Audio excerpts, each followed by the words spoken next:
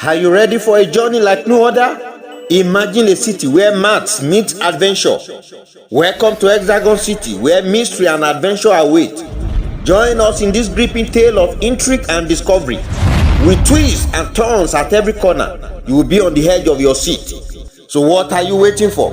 Head to YouTube now and watch the Tale of Hexagon City. Welcome to Hexagon City, where numbers come alive. A city ruled by strangers, then by indigenous kings, with a story of ups and downs. But amidst the chaos, a new city emerges, full of hope and diversity. Join Dr. Adeyemi on a mathematical journey through 16 episodes of twists and turns. Don't miss out. Watch it on YouTube and be part of the adventure of a story of resilience and diversity. So come and explore Hexagon City, where maths meet human affairs.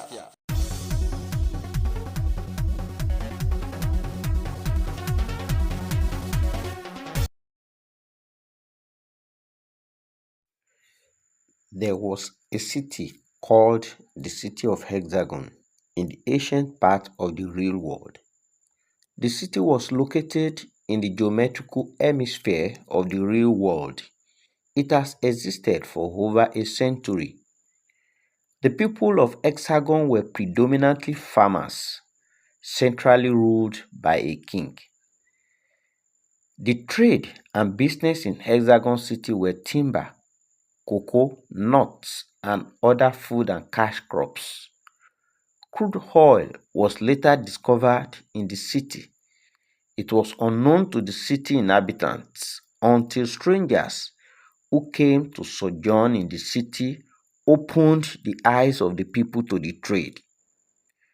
The city was named Hexagon because it has 6 tribes who had everything in common from the onset, just like a hexagon with 6 sides and the same inner angles.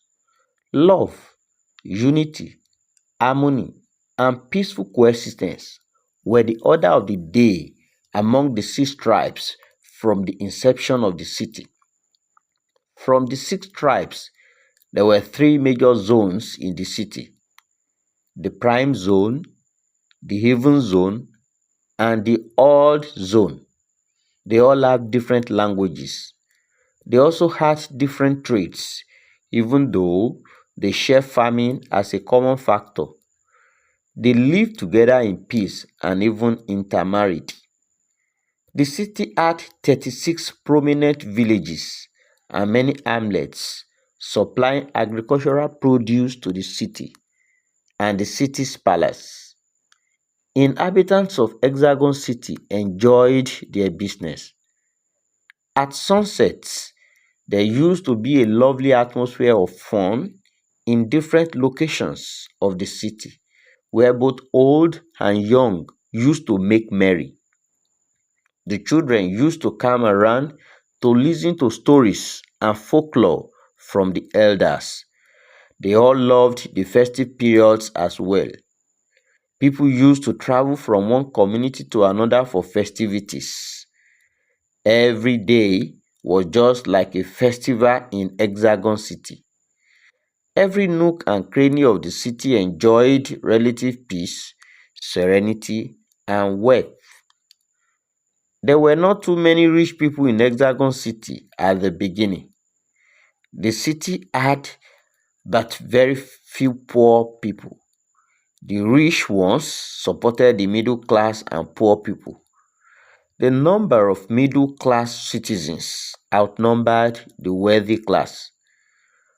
Owing to the discovery of crude oil in the city, Hexagon City was ruled by strangers, until one day when one of the citizens of Hexagon discovered that strangers had been living off their wealth and resources had led them into captivity by giving them only crumbs that came out of the product, which meant that they were then serving strangers. The indigenes of Hexagon had to report their case to neighboring cities in the real world, and their voices were heard. Sequel to their groaning and pleas, a joint meeting was held on January 14, 1941. where the strangers decided that since the resources in Hexagon City were diversely located, the three major zones in Hexagon should bring up leaders who would sign entreaties with the external leaders that if they were allowed to rule themselves, they will not misuse the resources nor cause a commotion among themselves. In Hexagon City, there were even other subzones in the city, which were complex subzone, integer subzone, rational subzone.